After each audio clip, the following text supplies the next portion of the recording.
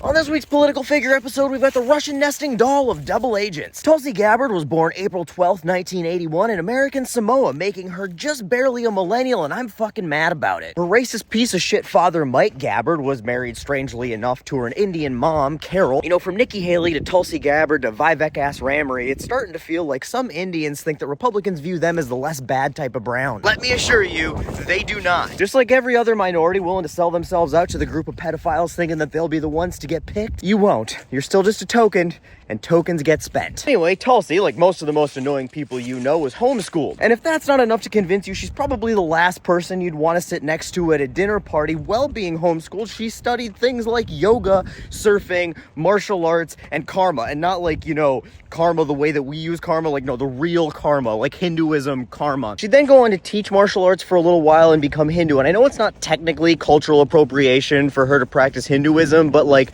somehow she still makes it feel like cultural appropriation. Honestly, the only way this woman could sound any more insufferable is if she did CrossFit or some shit, which, you know, she probably did. And after that, Tulsi went on and worked for a couple of her dad's bigoted organizations like Stand Up for America, which I can't find a whole lot of information on, but as far as I can tell, was a pretty anti-Islamic organization founded after September 11th, and his Alliance for Traditional Marriage Values, which, as I'm sure you could tell, was, you know, homophobic as shit. This whole time we thought she was a Democrat turncoat. Turns out she was always a double agent and a piece of shit. She went to Leeward Community College for a short time before promptly dropping out to run for Hawaii State Representative, becoming the youngest woman to ever be elected a state representative. During this time, she must have decided that being a state representative was just, you know, a little too boring, and to get more action and excitement in her life, she wanted to follow in the footsteps of her hero, Benedict Arnold. So she joined the military. She served in Iraq, got a bunch of awards and security clearances to make it easier for her to betray her country, and as of 2024, she was still in the Army Reserves. Now, I don't know if she was able to keep that position when she became the National Director of Unintelligence in the Vladimir Putin administration, but you get the point. She's had a long military career. Then in 2011, she was on the Honolulu City Council for like a year before running for the U.S. House of Representatives. There she would serve in Hawaii's 2nd District in the U.S. House of Representatives from 2013 to 2021. Now, if you've ever wondered where she stood on the issues, it's always been wherever she thought she could get picked. She was anti-gay rights and then pro-gay rights, and now she's anti-gay rights again. She's done the same flip-flopping on abortions and women's rights to health care, on trans rights, pretty much any controversial topic you can think of. She has flip-flopped to try to fit into whatever group she's trying to appeal to at the time. Except for Putin. She has always been pro-Putin. 2015, she questioned 2 Syrian girls who were badly burned as a result of a Russian airstrike, how they knew it was Russia that attacked them and not ISIS. Like, maybe on account of the fact that ISIS doesn't have fucking fighter jets. In fact, in basically every instance through her entire career where there was a military conflict that Russia had a hand in, Gabbard would criticize the United States of America while backing Moscow and peddling Kremlin propaganda. And it's only gotten worse since she's became a full supporter and then member of the Karatin Kremlin's regime, doing her absolute best to completely undermine Ukraine and sell Putin propaganda and lies to justify Russia's invasion. In 2020, she ran for the Democratic nomination for president, and she lost because she totally sucks and, you know, she's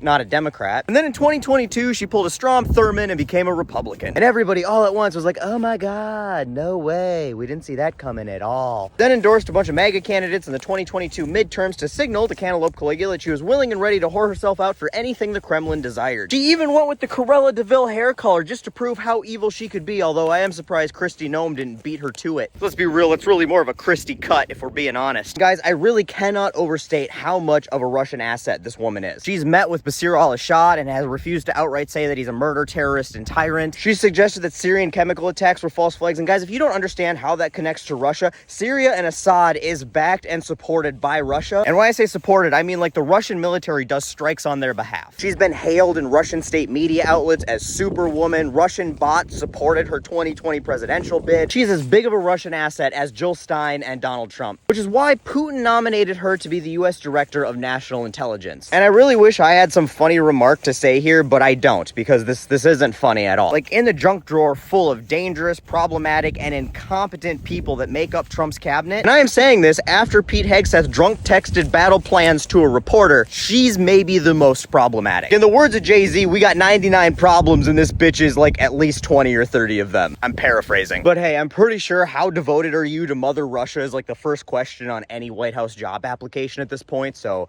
I'm not really surprised. Just painfully disappointed and soul-crushingly terrified.